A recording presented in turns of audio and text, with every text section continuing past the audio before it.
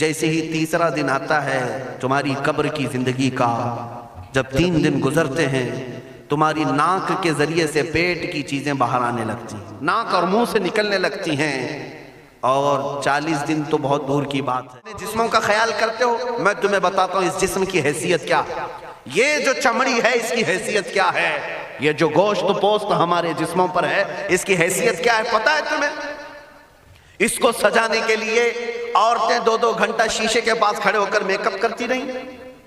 اب عورتوں کی طرف سے یہ میک اپ، لالی پاؤڈر اور کنگھیاں بالوں کو سجاتے رہے، اور تم اپنی باڈی کو بناتے رہے جیم میں جا جا کر کے۔ اب اس جسم کی حیثیت سنو، جس دن روح نکلی تمہارے جسم سے اور جب جنازہ لے جایا گیا، قبر میں تمہارے سب سے عزیز لوگ رکھ کر کے آتے ہیں، تختیاں قبر کی بند کر کے آتے ہیں، اتنی چھوٹی قبر کہ کروٹ لینے کی بھی جگہ نہیں ہوتی، ہاتھ پھیلانے کی بھی جگہ نہیں ہوتی۔ آج اپنے پلنگ پر سو کر کے دیکھو کسی کا ہاتھ ٹچ ہو رہا ہے تو نیند نہیں آتی، لیکن قبر میں اتنی تاریک جگہ پر، چھوٹی سی جگہ پر، تنگ جگہ پر چھوڑ دیا جاتا ہے کہ مردہ کروٹ بھی نہیں لے پاتا، پھر پلس اس کو اوپر سے نیچے سے پیٹ سے باندھ کر کے رکھ دیا جاتا ہے۔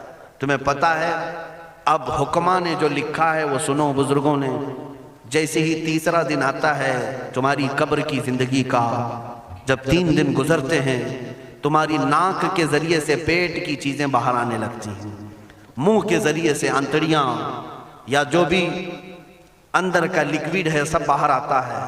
5ویں دن کان کے اندر سے بھیجا نکلنے لگ جاتا ہے، یہ جو بھیجا سر کے اندر ہے وہ ختم ہو کر کے سڑ کر کے پیپ کی شکل میں کانوں سے باہر آنے لگ جاتا ہے، ناک اور منہ سے پیٹ کی چیزیں، کلیجہ خون بن جاتا ہے، دیگر چیزیں سب کان اور ناک اور منہ سے نکلنے لگتی ہیں، اور 40 دن تو بہت دور کی بات ہے، 8ویں دن اس کا پیٹ پھٹ جاتا ہے، پیٹ پھولتے پھولتے پھٹ جاتا ہے، اور جیسی پیٹ پھٹتا ہے قبر میں کیڑے پیدا کیے جاتے ہیں۔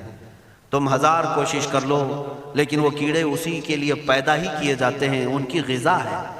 وہ ناک سے نکلا ہوا گودا، منہ سے نکلا ہوا گودا کھانے کے لیے کیڑے جمع ہو جاتے ہیں، پورے جسم پر طاری ہو جاتے ہیں۔ پیٹ جب پھٹ جاتا ہے تو اتنی شدید تعفن والی بو آتی ہے کہ قبریں بند ہوتی ہیں، ورنہ کئی لوگ صرف بو سے بیمار ہو جاتے ہیں، کئی لوگ۔ اور یہی ہمارے جسم کی حیثیت ہے، یہی ہمارے جسم کی حقیقت ہے۔ اور چند دن گزر جاتے ہیں کہ اس کی آنکھوں کی پتلیاں لٹک کر کے باہر نکلتی ہیں، اس کی آنکھوں کی پتلیاں باہر آ جاتی ہیں اور گڑے پڑ جاتے ہیں۔ اب جو جسم کے اوپر موجود گوشت ہے اس کو چونٹیاں، مکوڑے اور کیڑے کھانے لگ جاتے ہیں، کھاتے کھاتے 2-3 مہینے کے اندر اس کو صرف اور صرف ڈھانچے کی شکل چھوڑ دی جاتی ہے، ہڈیاں باقی رکھی جاتی ہیں۔ جن بالوں میں تم کنگھیاں کرتے ہیں ان بالوں کی جڑوں میں پیپ پیدا کیا جاتا ہے، ہر بال کی جڑ پیپ بہاتی ہے۔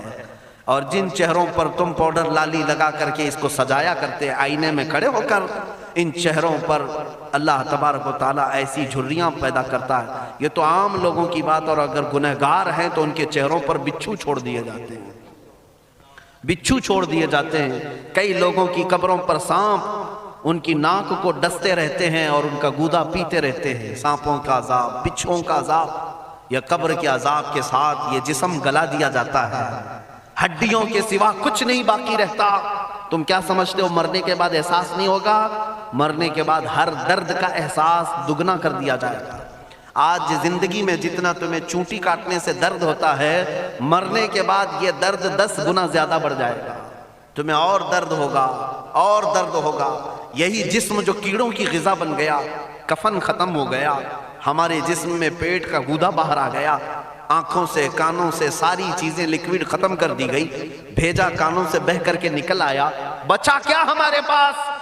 جس جسم کو ہم سجاتے رہے، سنوارتے رہے، اس پر ہزاروں پیسے بہاتے رہے، یہ جسم 40 دن کے اندر کیڑوں کی غذا بن گیا، سب ختم ہو گیا۔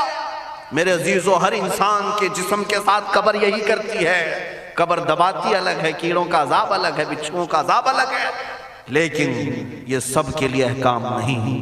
کچھ وہ بھی جنازے ہیں جب یہاں سے جاتے ہیں تو ہزاروں کی آنکھوں میں آنسو چھوڑ کر جاتے ہیں، ہزاروں کی دلوں کی دھڑکن بن کر کے جاتے ہیں۔ ان کے جنازے جب جاتے ہیں تو اللہ کے ملائکہ بھی، فرشتے بھی ان کے جنازے کو اٹھانے کے لیے زمین پر آتے ہیں۔ یہ کون لوگ ہیں؟ جو اپنے سینوں میں عشق مصطفیٰ کی شمع روشن کیے ہوئے تھے. جینا چاہتے تو مصطفیٰ کے لیے، مرنا چاہتے تو مصطفیٰ کے لیے. فاضل بریلوی نے کیا خوب کہا، لحد میں عشق رخ شہ کا داغ لے کے چلے، اندھیری رات سنی تھی چراغ لے کے چلے. جب قبر میں جاتا ہے ایک عاشق رسول، اسے رکھا جاتا ہے، کفن اس کا بھی ہے، جسم اس کا بھی ہے، لیکن فرشتوں سے بھی کہا جاتا ہے اسے آہستہ سے جگانا، محمد عربی کا غلام ہے، رسول پاک کا وفادار ہے. اور کیڑوں کا اس کے جسم کو کھانا تو دور کی بات، فرمایا گیا قیامت تک اس کے کفن کو بھی میلا ہونے نہیں دیا جاتا.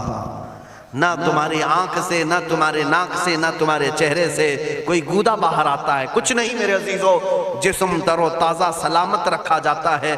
1000 سال کیا 10,000 سال گزر جائیں، حوادث زمانہ بھی آئیں، لیکن اس کی قبر میں اس کا جسم سلامت رکھا جاتا ہے. اب تمہارے ہاتھ میں فیصلہ ہے کون سا جسم بنانا چاہتے ہو، وہ جو کیڑوں کی غذا بن جائے، یا وہ جس پر فرشتے بھی اتر کر سلام بھیجیں.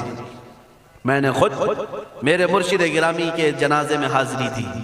حضور تاج الشریعہ بدر الطریقہ رحمت اللہ تعالی علیہ، جس مرد قلندر نے اپنی پوری زندگی عشق مصطفیٰ میں گزاری ہے. آج تم نعرے لگاتے ہو تاج الشریعہ تاج الشریعہ، ان کے شب و روز دیکھے تھے کبھی؟ ان کی صبح اور شامیں دیکھی تھی کبھی؟ بہت پیر ہوں گے جو باہر پیر ہوں گے، اندر پیر ہوں گے، لیکن تاج الشریعہ کو میں نے اندر بھی دیکھا ہے، باہر بھی دیکھا ہے. آنکھیں بند بھی ہوتی، آنکھوں سے اگر کوئی چیز نظر بھی نہیں آ رہی ہوتی، تب بھی اتنا خیال ہوتا کہ کہیں سطر تو نہ کھل گیا ہو، کہیں پائجامہ اوپر تو نہیں ہو گیا ہو. سونے کے حالت کی بات کر رہا ہوں، کوئی نہ ہو تب بھی یہ خیال باقی رہتا. کون سا ایسا دن گزرتا جب وہ دلائل الخیرات نہیں پڑھ رہے ہوتے، قصیدہ بردہ شریف نہ پڑھ رہے ہوتے، ہزاروں سفر کی مصروفیات کے باوجود حضور پاک کی محبت کے نغمات میں کوئی کمی نہیں آئی. لیکن میں آج آپ کو ایک بات بتا دوں، جب انتقال ہوا وہ جمعہ کی شام تھی، اور ہمارے مردوں کو 6 گھنٹے 10 گھنٹے میں ہم کو قبرستان سپرد کرنا پڑتا ہے. 12 گھنٹے رکھ دیں تب بھی فریج منگوانا پڑ جاتا ہے، اس کے بعد قبرستان کے حوالے کر دیں. میرے مرشد گرامی کے انتقال کے بعد 48 گھنٹے رکھے گئے تھے، 48 گھنٹے رکھے گئے، اور اس کے بعد جنازہ پاک کو غسل دے کر لایا گیا. یہ فقیر قادری جنازے کی گاڑی میں شریک رہا، حضرت کے قدم پکڑ کر کے میں قبر تک رہا. میں آپ کو صرف اس لیے یہ بات عرض کر رہا ہوں کہ جب گاڑی جنازے کی چلتی تھی، میں نے زندگی میں بھی حضرت کے ہاتھ پکڑ کر کے ادھر ادھر چلائے. حضرت کے ساتھ جب جانا ہوتا تو بازوؤں کو ہم تھامے ہوتے، ہم کیا چلاتے، ہمیں وہ خود چلا رہے ہوتے، لیکن یہ ہم برکت کے لیے پکڑے ہوتے. جو نرم و ملائم جسم تھا، میں نے وفات کے بعد جنازے میں کھڑا ہو کر کے دیکھا، قدموں کو پکڑ کر نہ نرمی میں کمی آئی، نہ ملائم ہونے میں کوئی کمی تھی. اور جب گاڑی آگے چلتی تھی،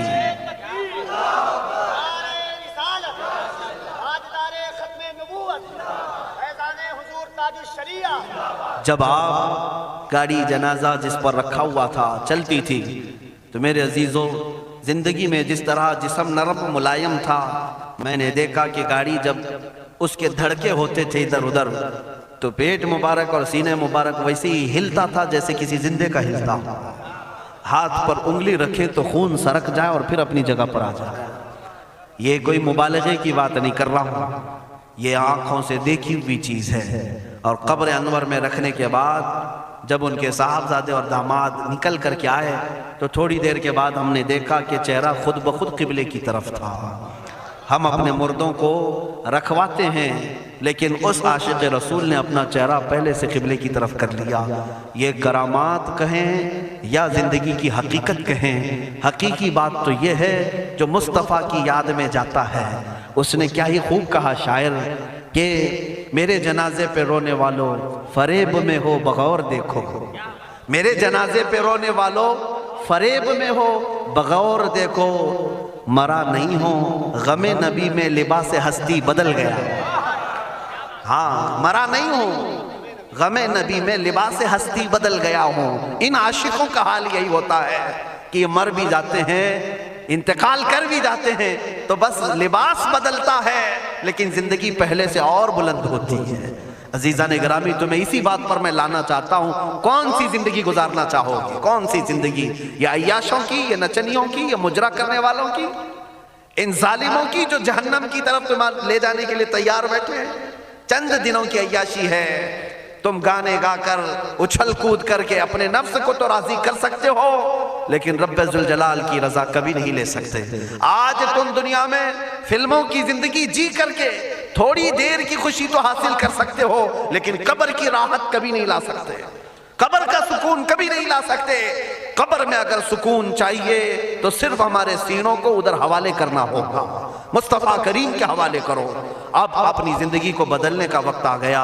اے میرے عزیزو، ناموس رسالت کی حفاظت یہی ہے کہ حضور کے اخلاق کی پہلے حفاظت کی جائے، حضور کی سنتوں کی حفاظت کی جائے، حضور پاک کے نام پاک کی حفاظت کی جائے، ان کی تعلیمات، ان کے احادیث کی حفاظت کی جائے۔ جس طرح صحابہ کرام نے اپنی جانیں قربان کر کے حضور کی عزت کی حفاظت کی ہے، آج وقت آیا ہے ان ظالموں کی طرف نہ دیکھنا، یہ بھونک بھونک کر کے تمہیں جگا رہے ہیں، بیدار کر رہے ہیں۔ میں جواب دیتا رہوں گا انشاءاللہ، لیکن ساتھ میں ان حادثات کو اپنے لیے ایک الگ انداز سے دیکھتا ہوں۔ اگر کوئی کتا کوفے میں بیٹھ کر بھونکتا ہے اور میرے نبی پاک کی عظمت پر حملے کرتا ہے تو درد تو ہوتا ہے، لیکن ساتھ میں عقیدہ بھی تو ہمارا یہ ہے، رہے گا یوں ہی ان کا چرچا رہے گا، رہے گا یوں ہی ان کا چرچا رہے گا، پڑے خاک ہو جائیں جل جانے والے۔ یا رسول اللہ تو گھٹائے سے کسی کے نہ گھٹا ہے نہ گھٹے گا، جب بڑھائے تجھے اللہ تعالیٰ تیرا، مٹ گئے مٹتے ہیں مٹ جائیں گے آدھا تیرے، نہ مٹا ہے نہ مٹے گا کبھی چرچا تیرا۔ یہ کتے کتاب لکھ کر کے کہتے ہیں محمد عربی کا چرتر، ان کے اخلاق، ان کے کردار برے تھے، اور ایسی کوئی چیز نہیں ہے اسلام میں جس سے امپریس ہو کر اسلام قبول کیا جانا چاہیے۔ محمد صلی اللہ علیہ وسلم کے نام کو اسلام سے ہٹا دینا چاہیے۔ ان ظالموں کو میں جواب دینا چاہتا ہوں، اے مسلمانوں، یہ تمہیں جگانے کے لیے آ رہے ہیں، یہ تمہیں بیدار کرنا چاہ رہے ہیں۔ اب اٹھو اور یہ بتاؤ تم کہاں کہاں سے میرے نبی کو مٹاؤ گے، کہاں کہاں سے؟ ارے ہمارے گھروں میں بچوں کی ولادت بھی ہوتی ہے، کان میں اگر ہم اللہ کا نام لیتے ہیں تو ساتھ میں محمد کا بھی نام ہے۔